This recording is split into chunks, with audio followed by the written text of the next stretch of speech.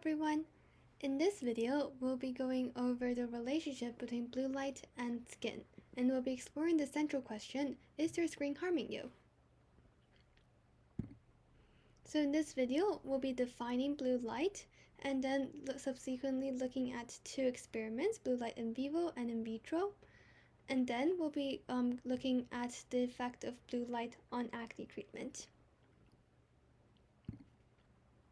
So on average, teens spend 8 hours and 39 minutes on screens. And at one point or another, you've probably heard family or friends tell you about how screens were bad for you because of the blue light they emit. So why are screens bad for you and how do they emit blue light? So to understand that, we'll have to look at the mechanism of screens. So on each screen in modern computers using the LED lights, there are probably thousands of pixels, and each pixel contains red light, green light, and blue light. Behind each pixel is a cube containing a setup similar to this, with a backlight, a variety of filters that can band the light, and then finally the pixel itself, with the 3 different colors. And the important thing about this mechanism is the backlight, because the backlight is essential for emitting the light that will go through filters and cause the light to show up on your screens.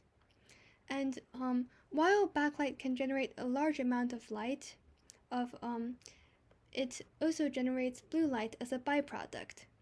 So the brighter your screen is, the more blue light is being generated. So now that we've established how blue light is being produced by screens, let's define what is blue light. So blue light is part of the visible light spectrum, and you can see it right here, from about 400 nanometers to 500 nanometers. And it is very close to violet light and then ultraviolet light over here.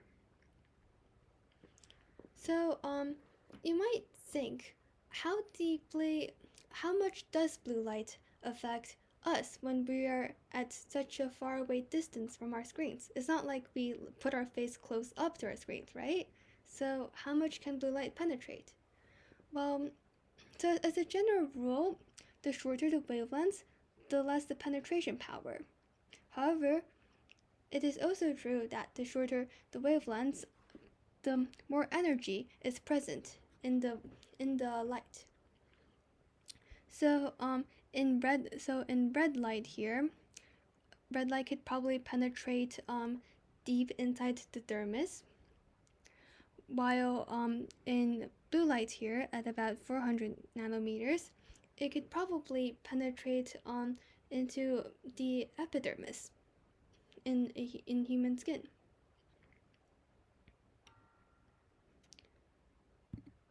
So next let's look at blue light in vivo.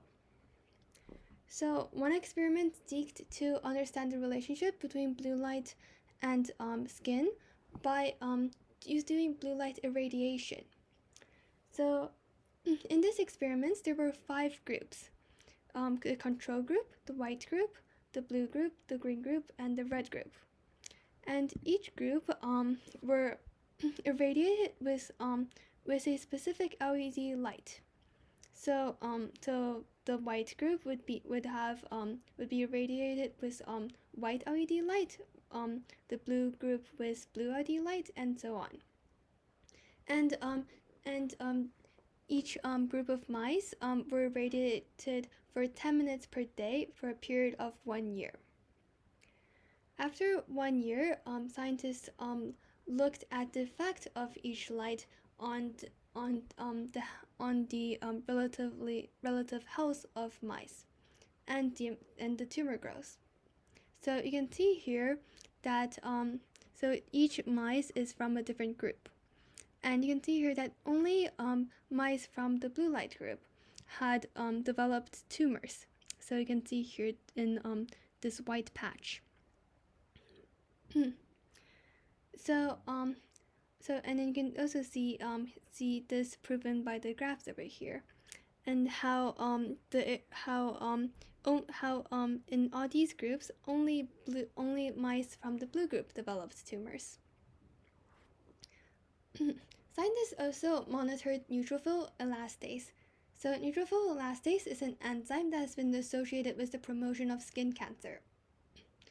And they discovered that neutrophil elastase is much higher in the blue group compared to all other groups.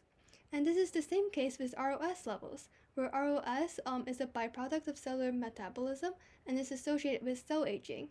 So in mice inside the blue group, their cells are aging at a much faster rate than those in the green group or the red group or any other group. So this experiment established how blue light had an effect in promoting tumors. So here, scientists looked at the effect of blue light on cells. So to conduct this experiment, scientists harvested cells from 6 healthy females and then grew them in plates. And then they monitored the cell's metabolic activities over a course of 10 days by exposing them to different types of light. So you can see here we have a variety of groups ranging from being exposed to no blue light to 120 joules of blue light every day. And you can see at first, at 6 days, there were really no difference, but then when it reached 10 days, the cells that were not irradiated with blue lights was the healthiest, and the cells that were irradiated with 120 joules of blue light had incredibly low metabolic activity, and they were really almost near death. And you can see how this is further illustrated in this diagram with the dead cells count, and how 90% of the cells were dead in the place that was exposed to the 120 joules of blue light, while almost no cells died in places that were not exposed to blue light.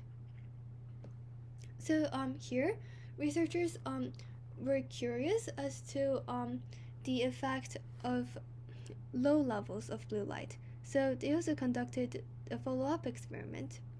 So here they had two groups, the control group and the experimental group, which was exposed to 20 joules of blue light.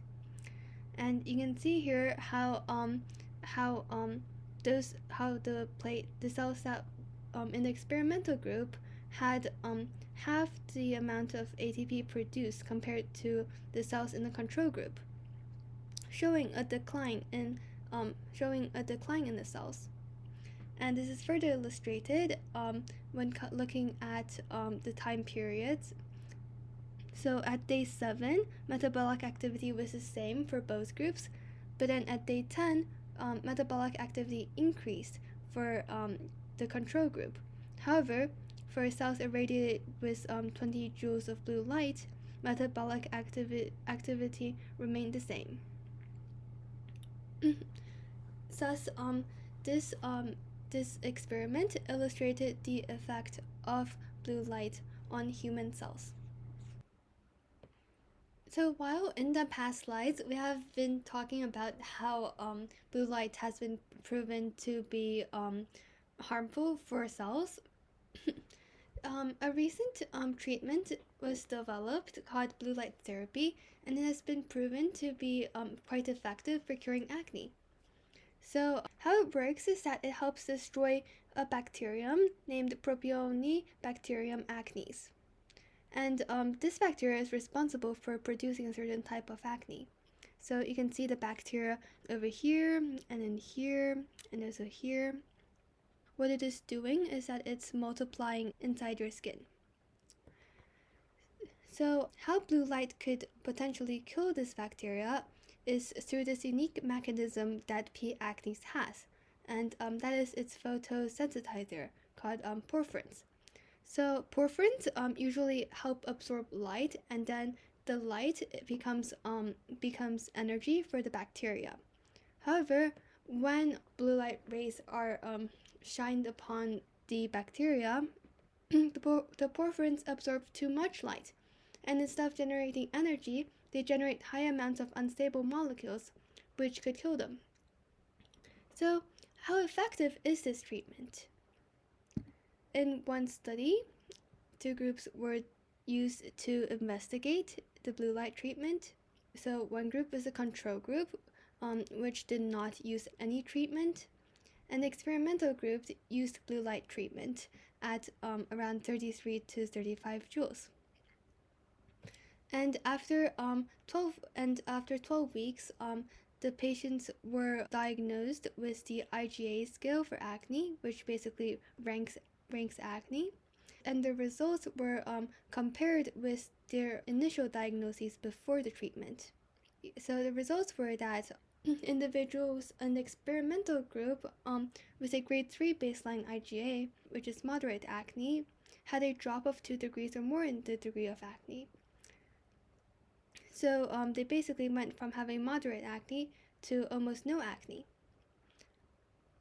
However, in the control group, only 18% of the patients reached a reduction of 2 degrees in the acne scale. So this showed that when comparing blue light treatment to no treatment, blue light treatment was indeed effective for curing acne. So going back to our initial question on whether blue light was harmful or not, so at the moment, while there has been in vitro and in vivo research, no research at the moment was able to track long-term effects of blue light on humans. However, what we do know is that antioxidant foods such as berries and carrots have been shown to reduce skin damage. So even though it is not determined whether blue light was harmful or not, eating antioxidant foods won't be harmful.